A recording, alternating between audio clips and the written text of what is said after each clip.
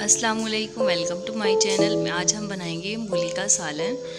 और ये हमने मूली काट कर इसमें 2 गिलास पानी डालकर इसको हल्की आंच पे रख दिया था। दरमियानी आंच पे इसको 3-4 मिनट इसको उबाल लेंगे। हम इसको कवर करके हमने ऐसे रख दिया और 2-3 मिनट के बाद हमने देखा कि मूली जो थी वो इसको जितना उबालना था हमने उबाल लिया। उसके बाद इसको छन्नी में छान लिया। इसको छन्नी में हमने छान कर निकाल लिया और उसके ऊपर हमने ठंडा पानी डाल दिया और फिर इसको एक साइड पे रख दिया ताकि इसका पानी सारा निकल जाए।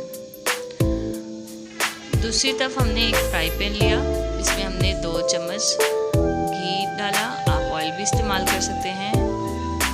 उसके बाद इसको गर्म होने के लिए छोड़ दिया। जब ये गर्म हो गया प्याज ऐड करेंगे। प्याज ऐड करने के बाद इसको लाइट ब्राउन कर लेंगे।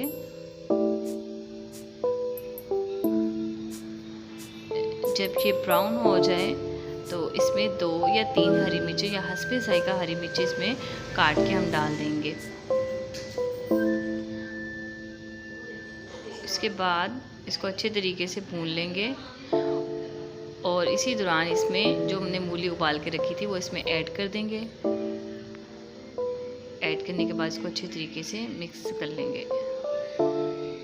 इसके बाद इसमें हम मसाले डालेंगे। हम ज़्यादा स्पाइसी नहीं रखना चाह रहे, तो सिर्फ इसमें हल्दी आधा चम्मच और नमक हस्बे जायका और 1 चम्मच सूखा धनिया ऐड करके इसको मिक्स कर लेंगे।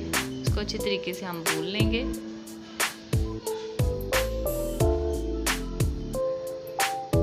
1-2 मिनट आपने इसकी भुनाई करनी है। भुनाई करने के बाद इसमें हमने थोड़ी सी काली मिर्च ऐड कर देनी है।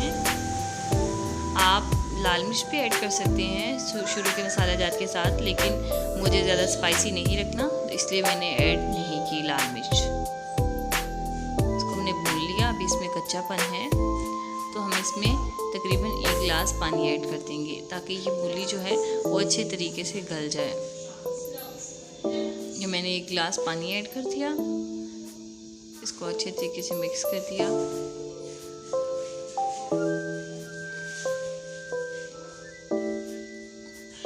मिक्स करने के बाद हम इसको कवर करके रख देंगे तकरीबन 15 मिनट के लिए।